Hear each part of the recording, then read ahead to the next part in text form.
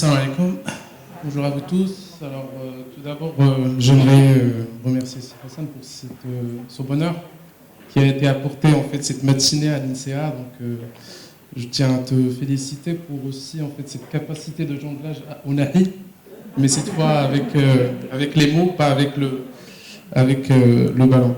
Je voudrais aussi en fait au nom des professeurs de l'INSEA, au nom des étudiants, de remercier l'OSIM, de remercier aussi Sigma 21 d'avoir organisé cette conférence, ce workshop à l'INSEA. Donc ça fait vraiment grand plaisir. Moi, je voudrais tout d'abord, avant de répondre à ces questions, parce que vous avez posé plusieurs questions, de commencer par une petite histoire humaine. Alors la première fois en fait que j'ai rencontré Si Hassan, ça a été en 2010. C'était ma première année en tant que professeur à l'INSEA, et c'était à Casa, à l'ESCP, et c'était c'est ça en fait, à une école d'ingénieurs à Casa. Donc j'étais le coach d'une équipe, en fait, des ingénieurs de l'INSEA pour participer dans un concours de l'OSIM. Et on n'a pas gagné. Le CMOS, je pense. Voilà, Innov IT.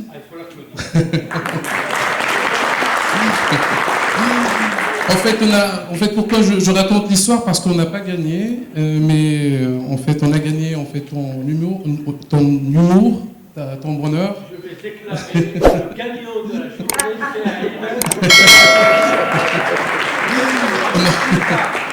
Non, on a pris en fait la revanche par la suite à travers les étudiants de l'INSEA, et on a gagné les autres points. Voilà, donc alors voilà, ça c'est un peu une transition. Alors maintenant alors je vais essayer de répondre en fait à votre question sur plusieurs axes, parce que vous avez parlé en fait de la partie formation des talents, vous avez parlé de la partie recherche qui a été aussi abordée en fait dans la présentation tout à l'heure par Sibena, et il y a aussi en fait cette transition, cette relation entre l'université et l'industrie. Moi personnellement en fait je pense que en fait la partie développement en fait de l'intelligence artificielle déjà au niveau universitaire se passe à travers en fait deux choses. Premièrement la formation bien évidemment. Donc il y a ces deux axes donc qui se manifestent, la formation et la recherche. Donc je vais aborder en fait le point de la recherche parce que je suis dedans. Et puis bien évidemment la formation. En termes de recherche, je pense qu'on a constaté, en fait ça fait quelques années, à peu près une dizaine d'années, qu'il y a une grande partie de laboratoires de recherche qui commencent à proposer en fait des sujets de recherche en relation avec l'intelligence artificielle, sur tout ce qui est NLP. On a parlé tout à l'heure du NLP, sur la partie ML, sur la partie Deep Learning, etc. Donc avec bien évidemment un ensemble d'initiatives qui viennent pour renforcer en fait ces orientations de la part de pas mal d'établissements en fait gouvernementaux, par exemple l'ADD et l'ensemble des ministères à travers en fait des projets, des appels à projets pour aider en fait les professeurs à s'orienter vers ces thématiques de recherche. Donc il y a une contribution en fait scientifique qui se fait à l'échelle nationale, mais aussi à l'échelle internationale sur la partie intelligence artificielle qui aide bien évidemment dans le rayonnement en fait dans la contribution scientifique, pas seulement à l'échelle nationale, mais aussi à l'échelle internationale, qui aide au rayonnement du Maroc. Et ça c'est un élément très important.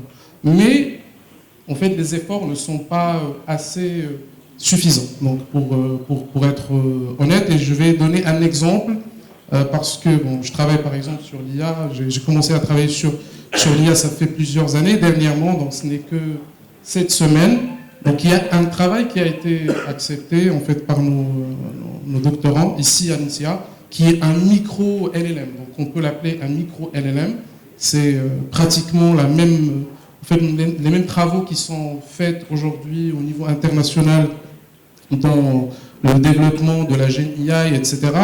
Alors pourquoi je vais donner cet exemple? Juste pour vous donner un petit peu l'écart qui existe aujourd'hui entre les travaux scientifiques par exemple, dans un pays comme le Maroc, et les travaux scientifiques qui se font à l'échelle internationale, et vous donner quelles sont un petit peu les barrières à l'entrée pour vraiment être le premier en fait, au même niveau, etc. Alors, par exemple, si je prends ce travail de micro-LLM qui a été développé en fait par des Marocains, c'est pas un grand modèle, c'est un modèle de 300 millions de paramètres. Aujourd'hui, lorsqu'on regarde par exemple ChatGPT en fait, ou ChatGPT 5, c'est des milliers de milliards de paramètres. Donc, vous voyez la différence. Alors, pourquoi on ne peut pas faire comme eux? Donc, il y a plusieurs raisons. Par exemple, le travail qu'on avait commencé, ça fait 3 ans qu'on est en train de collecter de la data, d'entraîner les modèles, de chercher même, par exemple, les plateformes pour pouvoir entraîner, pour développer une IA marocaine, une IA qui est capable de comprendre, par exemple, le dialecte, parce que le chat GPT, il comprend les langues standards, mais nous sommes orientés, en fait, dans la compréhension des dialectes. Alors, le premier problème qu'on a rencontré, c'est l'accès aux ressources. Alors, pour développer, par exemple, une intelligence artificielle comme celle de ChatGPT, il faut avoir accès à des milliers de GPU. À un certain moment, lorsqu'on est dans la technologie, lorsqu'on a accès, par exemple, à du cloud et on constate que lorsqu'on demande une ressource cloud sur Azure ou sur AWS et que les consultants Azure nous disent, en tant que chercheurs, qu'il n'y a plus de GPU. Il y a une politique interne et ce n'est qu'après quelques mois qu'on va comprendre que la politique interne, c'est que OpenAI, elle a monopolisé l'ensemble des GPU pour pouvoir entraîner leur modèle. Donc, on est en quelque part bloqué. Donc, heureusement, on a trouvé un accès au CNRST pour pouvoir entraîner ces modèles pendant une semaine, sachant que les modèles de ChatGPT, c'est des modèles qui s'entraînent en fait sur plusieurs mois. Alors voilà, donc ça a donné au moins en fait une publication scientifique d'une contribution marocaine d'un petit LLM qui est référencé dans un journal Data Science et Analytics, mais voilà, donc l'écart il reste encore très important. Donc, pour juste conclure par rapport à ce point, donc il y a un travail qui se fait au niveau des universités concernant les contributions scientifiques, mais le travail, voilà, donc il présente un ensemble de bloqueurs, un ensemble de barrières à l'entrée pour être, voilà, donc avec les premiers de la classe. Alors la deuxième partie, c'est la partie, vous avez parlé de la partie formation. Alors, sur la partie formation, les offres de formation qu'on a aujourd'hui au Maroc, c'est vraiment des offres de formation de qualité. Je ne vais pas me lancer des fleurs en tant que professeur dans l'écosystème des universités. Donc, il y a vraiment un ensemble d'établissements qui ont commencé à voir les tendances un peu technologiques et qui ont commencé à proposer des tracks de formation, des masters, des diplômes d'ingénieurs qui suivent la technologie avec des parcours d'excellence sur la partie data, sur la partie IA, et voilà, en fait, sur l'ensemble des spécialisations qui tournent autour de l'IA. Et pour vous donner vraiment un retour d'expérience réelle, dernièrement, j'ai accompagné, je suis en train d'accompagner en fait un grand groupe marocain pour venir proposer une offre de formation dans le domaine de l'IA, et ce groupe il est prêt à déployer des millions de dirhams annuellement rien que pour en fait voilà, former des ingénieurs en intelligence artificielle, des ingénieurs en data pour répondre aux besoins du marché. Voilà, donc ce qu'on a constaté déjà, pour vous donner des insights par rapport à l'offre de formation, donc parce qu'il y a un travail qui a été fait sur l'offre de formation mais aussi sur la demande. Alors sur l'offre de formation, donc on est très bien, on couvre vraiment le besoin technologique, l'évolution technologique. Il y a 4 clusters qui se distinguent. Il y a un cluster qui représente le cluster Legacy qu'on connaissait déjà, en fait, qui concernant tout ce qui est software engineering avec de la digitalisation. On parlait tout à l'heure de la digitalisation, et ce cluster, il est en fait l'idée Donc je ne vais pas donner en fait, des noms d'établissements, mais bon, principalement il est l'idée par les établissements qu'on connaît, NICIAS, l'EMI, certains établissements en fait, privés, etc. Alors ça c'est le cluster ordinaire. En fait sur la partie data et intelligence artificielle, il y a 3 autres clusters. Il y a un cluster qui offre qui représente un ensemble d'établissements qui offrent des... si je m'attarde, vous pouvez m'arrêter. Donc qui offre des formations en ML, en machine learning et en ingénierie de données, donc qui est l'idée principalement par l'IMPT. Il y a un deuxième cluster qui offre des formations en statistiques et en core data science, qui est l'idée par l'ICA. Il y a un cluster qui offre des formations en data science, data analytics, qui est l'idée par plusieurs établissements dont l'INSEAD. Alors ce qu'on a constaté, c'est qu'il y a une couverture qui est assez importante, qui est alignée avec les offres de l'emploi, mais à l'échelle mondiale. Pourquoi je dis à l'échelle mondiale? Parce que lorsqu'on a essayé en fait, de couvrir, de voir quelle est la demande actuellement au marché, et étant donné qu'il y a un problème ou un phénomène en fait, d'inertie entre l'offre et la demande, et cette inertie n'est pas la même en fait, au Maroc, en France, qu'en Chine, etc.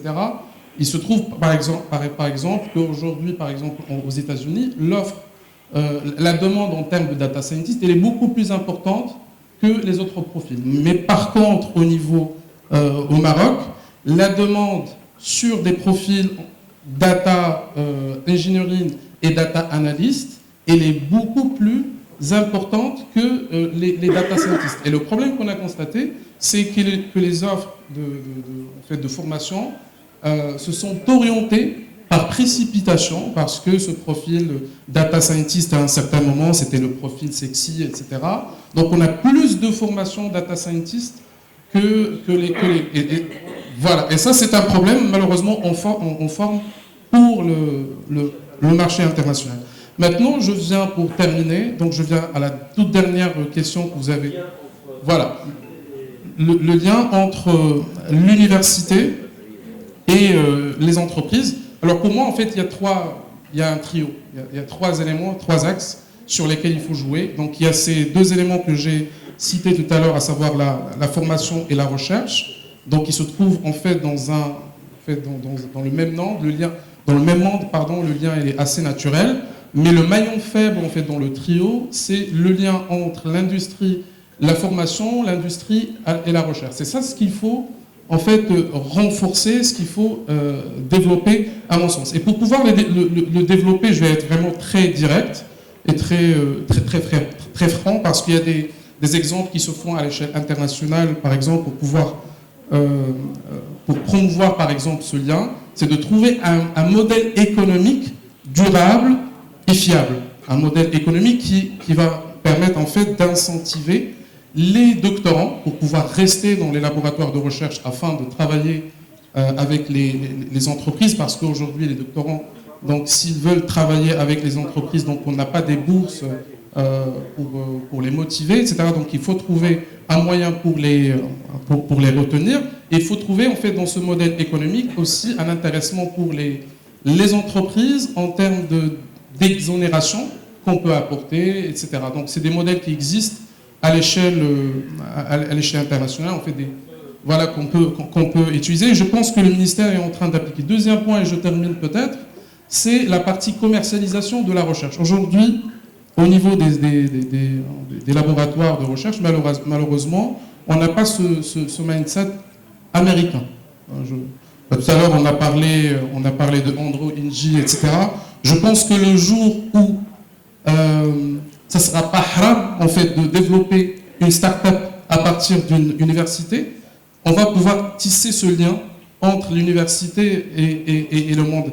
Et là, donc, il faut travailler sur plusieurs aspects. Il faut travailler sur la commercialisation et le transfert technologique. Il faut travailler sur tout ce qui est brevet, en fait, des exploitations. Il y a vraiment beaucoup d'anecdotes que je peux vous raconter sur les brevets, l'exploitation des brevets. Voilà, donc, merci.